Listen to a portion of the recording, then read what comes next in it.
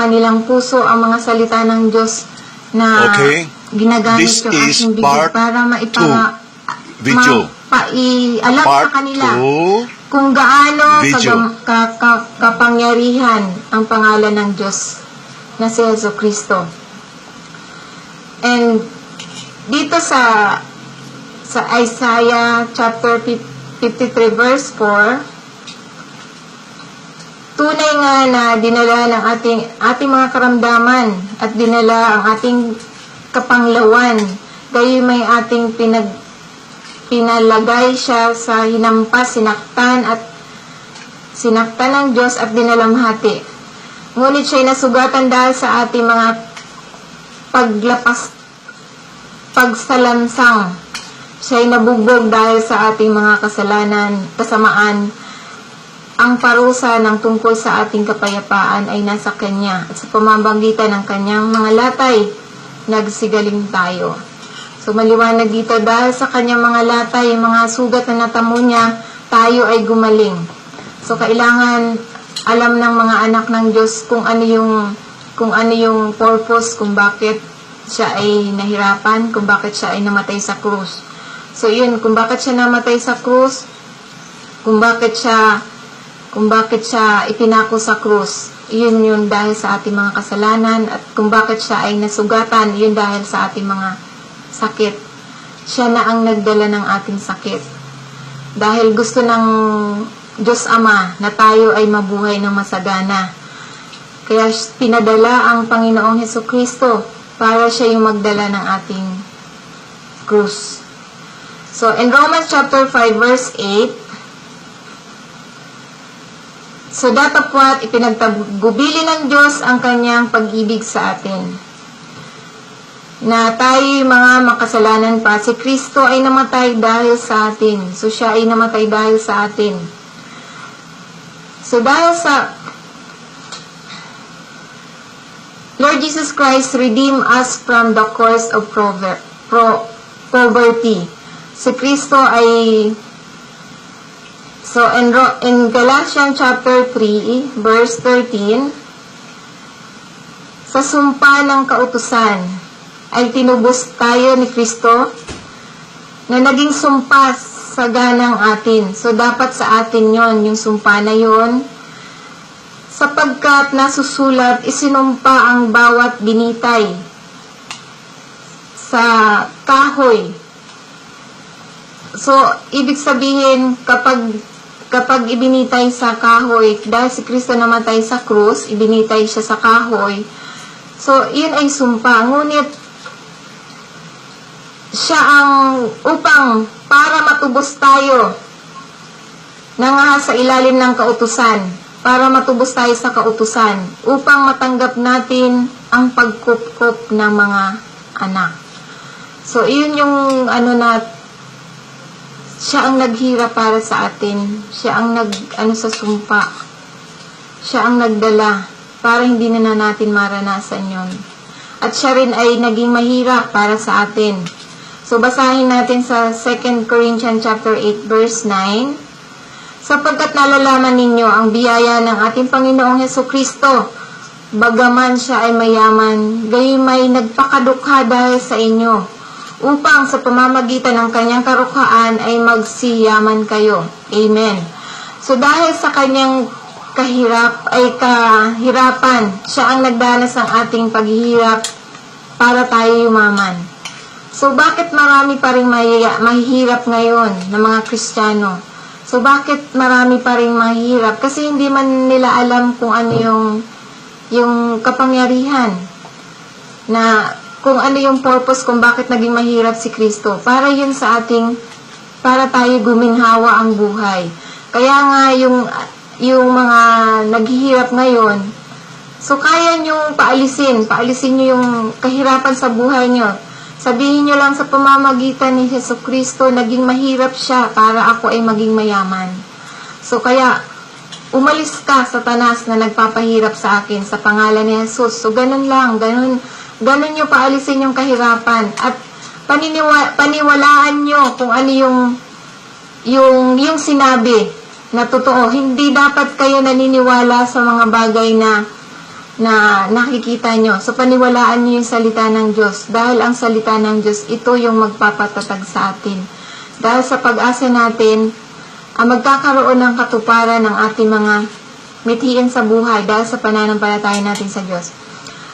Kung bagkos hinubad niya ito, so hinubad niya ang kanyang pagkatao na dapat siya ay mayaman, ngunit hinubad niya, nag-anyong alipin siya at nakitulad sa mga tao. So, yun ang purpose kung bakit naging mahirap si Jesus Christ sa mundong ito. Para ang mundong ito, ang mga namumuhay sa mundong ito ay maging masagana ang buhay.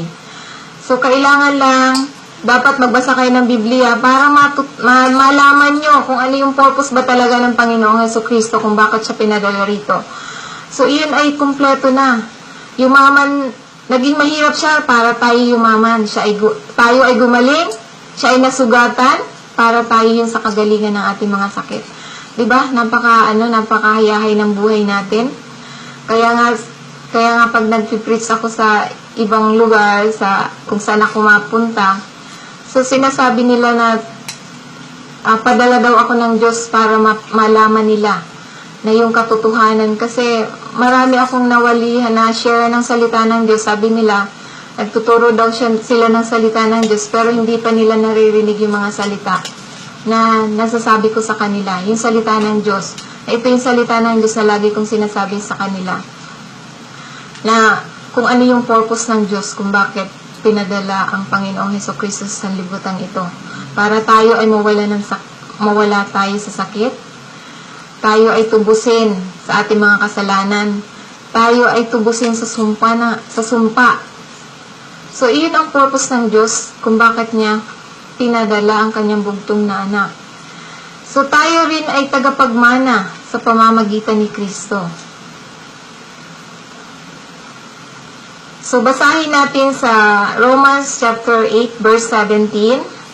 At kung mga anak ay mga tagapagmana nga, mga tagapagmana sa Diyos, at mga kasamang tagapagmana ni Kristo, kung gayoy nga'y makipagtiis tayo sa Kanya upang tayo'y luwalhati naman sa kung nakasama niya. So, tayo'y kasama ng Diyos. So, kasama tayo sa tagapagmana ng kaharian ng Diyos. So, kaya nga, kung tayo mga tinawag ng Diyos, so kahit na ano man yung sitwasyon natin na kinalalagyan natin ngayon, dapat tayo patient, mag-antay tayo sa ating mga ginagawa. Dapat ipagpasalamat natin kung ano yung mga nangyayari. Kasi yung ibang mga Kristiyano, so, marunong lang sila magpasalamat pag maganda yung dumating. Ngunit kapag may pagtitiis na, so wala na. So, parang nakalimutan na nila kung ano yung purpose ni God sa ating buhay. Kasi nga, dahil sa mga pagsubok na dumating sa kanila, so, hindi na nila alam na kailangan natin rin kung ano yung pagtitiis. Kasi ang pagtitiis lang naman ng tao, kung ikaw ay alagad ng Diyos, minsan, tulad ko minsan, nasabihan din ako ng, bakit daw parang kulto na raw yung aking natutunan. Kasi hindi na raw ako naniniwala sa mga medicine. Sabi ko, bakit? Wala naman sa Biblia na pag ikay nagkasakit, mag-take ka ng medicine. So, nakalagay sa Biblia na sa pamamagitan ng pananampalataya, patatawarin ang iyong sakit. Patatawarin ang iyong kasalanan at pagagalingin ang iyong sakit. So, maliwanag doon na walang nakalagay na pag ikay nagkasakit, pupunta ka sa hospital or sa medicine. Kasi, kung bakit nila ako sinasabihang parang kulto na yung mga natutunan ko. Kasi dati, alam nila na dati isa akong distributor ng mga food supplement. Isa rin akong speaker ng mga food supplement na pag nagsalita na tungkol sa mga binibenta ko, hindi pwedeng hindi magkumuha yung tao. So, dahil sa salita ng Diyos, so lahat ng mga food supplement na binibenta ko noon, wala na. Dahil kapag ginawa ko yun, ibig sabihin, hindi pa rin nag-reveal yung salita ng Diyos sa aking puso. So parang yung kapag ginawa ko pa rin yung dati, so parang kinakalaban ko na ang Diyos. Kaya nga, yung mga kasamahan ko dati, kung ano-ano na yung mga sinasabi sa akin, na nakapag-aral lang daw ako ng ganyan, isamantalang sila daw, nag-aral daw ng 20 years sa Biblia. Tapos ako, ilang buwan lang daw ang pag-aaral ko, bakit hindi na raw ako naniniwala sa mga medicine? Sabi ko, ipakita mo sa akin kung saan nakalagay sa Bible. Sabi kong gano'n. Bago ka mag-ano sa akin. Kasi ako, based sa Word of God, nakalagay sa Biblia, na wala sa Biblia, na pag ikay nagkasakit, pupunta ka sa doktor or mag-take ka ng medicine. So, nakalagay lang sa Biblia, sa James chapter 5, verse 14 to 16. Basahin niyo yan, mga kapatid. So, basahin niyo yan na hindi ka dapat pumunta sa ospital, hindi ka dapat pumunta sa doktor. So, kailangan lang pagsisihan mo ay yung mga kasalanan at pagagalingin ka ng Diyos. Babangunin ka sa iyong sakit. Pagagalingin ka sa pamamagitan ng pananampalataya at pag hinihin mo ng kapatawaran, patatawarin ka ng Diyos. So, iyon ang maliwanag salita ng Diyos. So, in Philippians chapter 2, verse 7, so, tapos na tayo. Kung bagko sinubad niya ito at ngayoy alipin na nakitulad sa mga tao. So, nagiging alipin ng Diyos para sa atin, para tayo maging mayaman. So, in 1 Corinthians chapter 1, verse 4, nagpapasalamat akong lagi sa aking Diyos tungkol sa inyo dahil sa biyaya ng Diyos na ipinagkaloob sa inyo sa pamamagitan ni Hesus Kristo, na kayo ay pinayaman sa Kanya sa lahat ng mga bagay, sa lahat ng pananalita at kaalaman. So, pinayaman tayo sa lahat ng bagay. So, napakaliwanag dahil kay Kristo. So, kaya nga, kung alam natin ang katotohanan na si Kristo lamang ang magpapayaman sa atin, gawin natin. Manampalataya lang tayo at isabuhay natin ang Kanyang salita. Walang mawawala sa inyo. Pero kapag naniwala kayo sa mga salita ng tao, maraming mawawala sa inyo. Maaring mawala ang mga pinaghirapan nyo na halos hindi na kayo makapagsimba, makapag-meditate ng Word of God sa kahahanap buhay nyo. So, kung pagbubulay-bulayan nyo ang salita ng Diyos, ito ang magpapayaman sa atin. Dahil dito sa Kanyang salita nakalagay, pinayaman sa Kanya sa lahat ng mga bagay sa pananalita at sa lahat ng kaalaman. Sa lahat ng bagay at pananalita. Kaya nga yung mga taong nasisharean ko, sabi nila, ilang taon ka na bang Kristiyano? Sabi ko, ano lang po, 3 years. Sabi niya, bakit ang ibang-iba yung mga sinasabi mo? Samantalang sila ilang dekadang nag-aral, pero ganun pa rin. Ayun. So, yung pagtitiis na sinasabi, kung ano yung mga pagtitiis na dahil sa pag-share mo ng salita ng Diyos, dahil sa pagpapakilala mo sa kay God, na ganun siya so, syempre, yung iba, kinikritik, and parang inaano ka na, ay, wala ka pa naman palang taon na nag-aaral lang ganyan, bakit ka nagsasabi ng ganyan, sabing ganyan. So, yun yung mga pagtitiis na ano ko sa mga iba na parang dahil nga yung pride nila na mas magaling sila sa tawanan, magaling sila. Pero sa salita ng Diyos, mas magaling ang mga anak ng Diyos. Amen. So dito sa 1 Corinthians chapter 2, verse 16, sapagkat sino ang nakakilala sa pag-iisip ng Panginoon upang siya'y turuan niya, datapwat nasa atin ang pag-iisip ng Diyos. So, sa makatuwid, nasa atin ang pag-iisip ng Diyos. Dahil, sino ba ang makakapagturo sa Diyos? Diba? Wala. Ngunit, siya ang nakakaalam ng lahat, kaya walang makapapantay sa Kanya. At dahil sa ating pananampalataya sa Diyos, nasa atin din ang pag-iisip ni Kristo. Kaya nga, dito sa aking journey dito sa Mindanao, napaka-risk ng aking mga napupuntahan. So, mga minsan lugar ng mga Abu Sayyaf, lugar ng MILF. So, ngayon yung inaarkila kong sasakyan, parang sila yung natatakot sa akin. Tapos sabi ng ilan, anong espiritu ang mayroon ka? Bakit ang lakas ng loob mo na pumunta sa isang lugar na yan? So, bakit? Kasi hindi naman ako nakatingin sa mga sinasabi nila.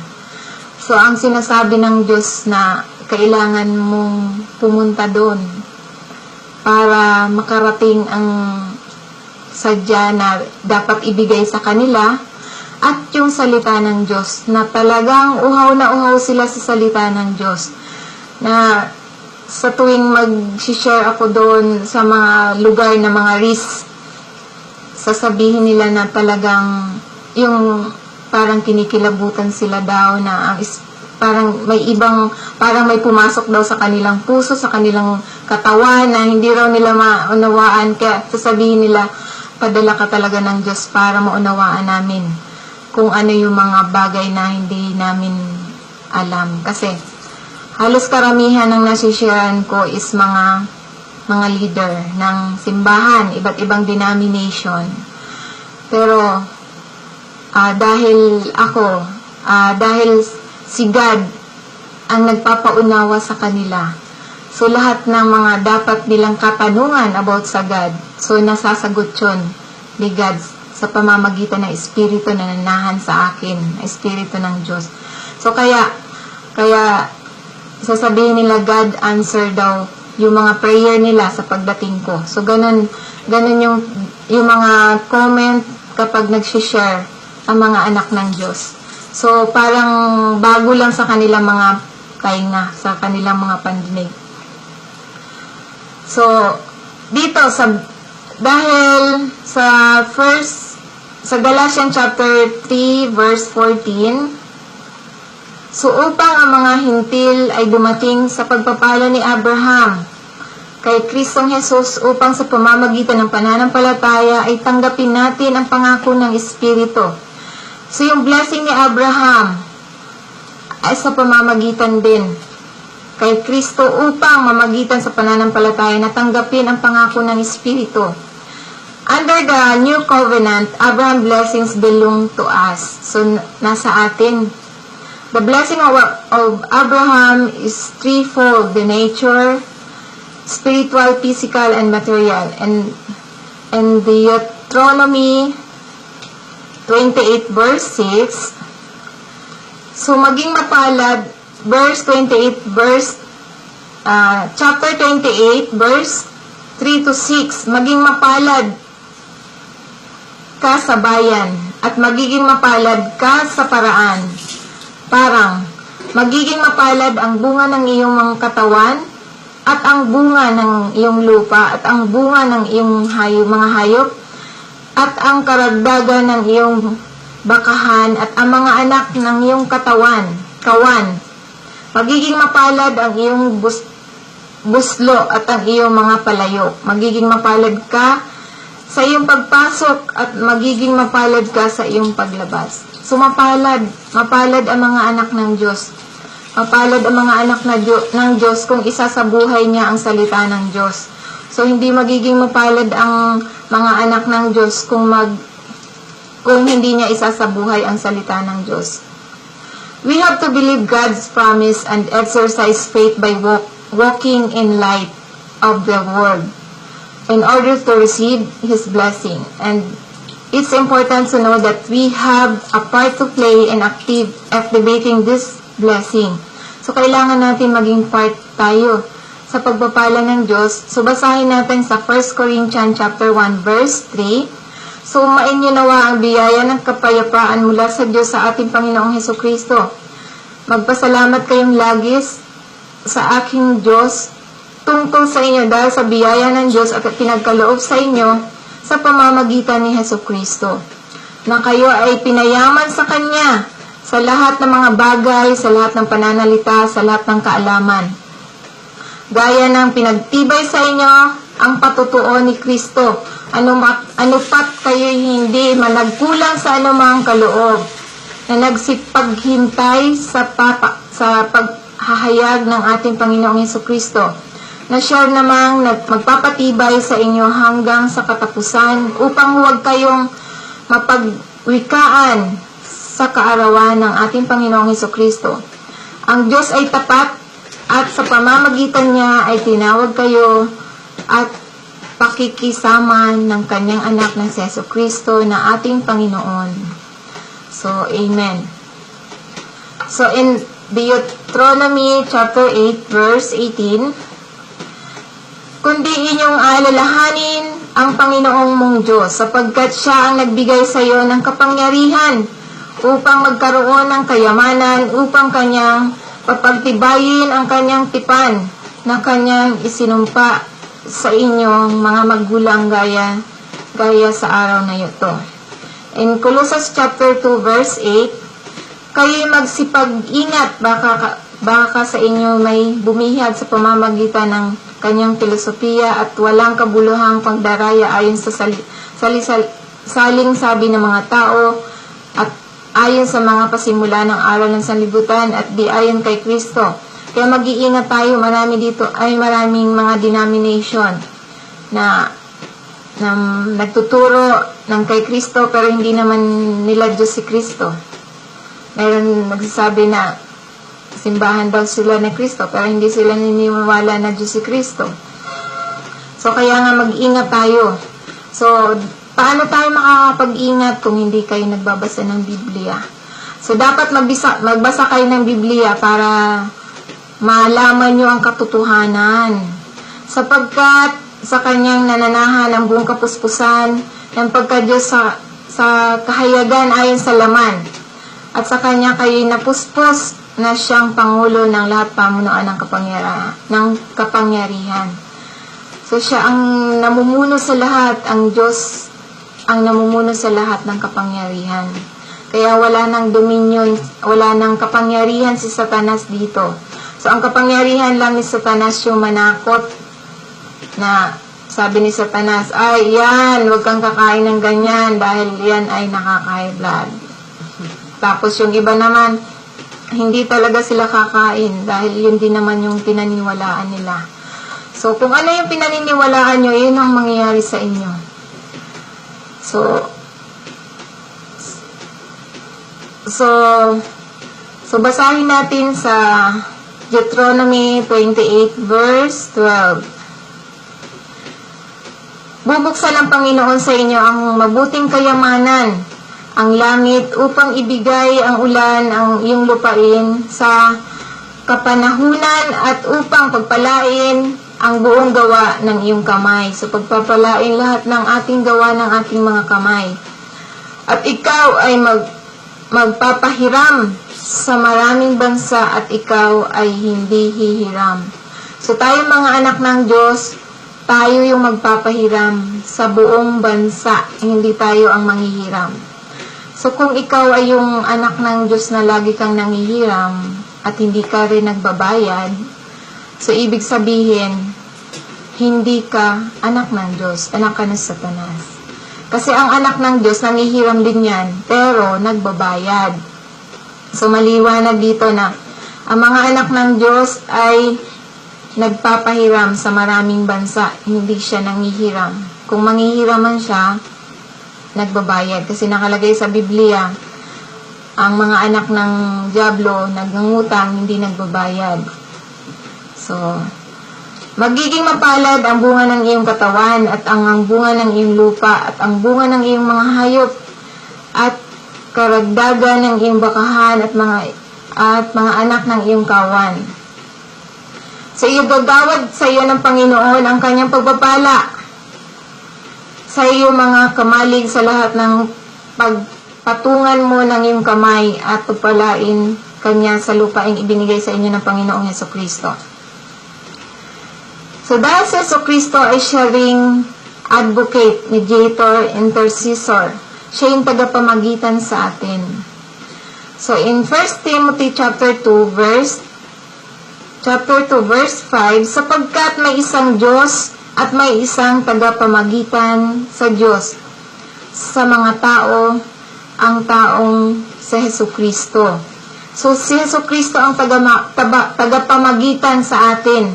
Kaya nga, kapag tayo ay humihingi sa Diyos, na hihingi tayo kung ano yung kahilingan natin sa Diyos sa pamamagitan ni Kristo. So, sa pamamagitan ni Kristo, siya ang namamagitan para ipagkaloob sa atin ang ating mga kahilingan. So, in Hebrews chapter 7, verse 25, dahil dito naman ay na kapag liligtas na lubos sa nagsisilapit sa Diyos sa pamamagitan niya, palibhasa ay laging nabubuhay siya upang mamagitan sa Kanya. So, lagi siyang namamagitan sa atin. So, mga mumuntik kong anak, ang mga bagay na ito isinulat ko sa inyo upang kayo huwag magkasala. At kung sino man sa inyo nagkasala, may tagapamamagitan tayo sa Ama na si Jesucristo ang matuwid. So, ibig sabihin si Jesucristo ang matuwid na namamagitan sa ating Ama na every time na tayo nagkakasala, huwag lang natin sasadyain ang mga kasalanan. So, pero pag alam natin na kasalanan, dapat bago tayo matulog, humihingi na tayo ng kapatawaran. So, ako, pag may mga bagay na alam kong kasalanan, tapos nagpatuloy pa rin ako.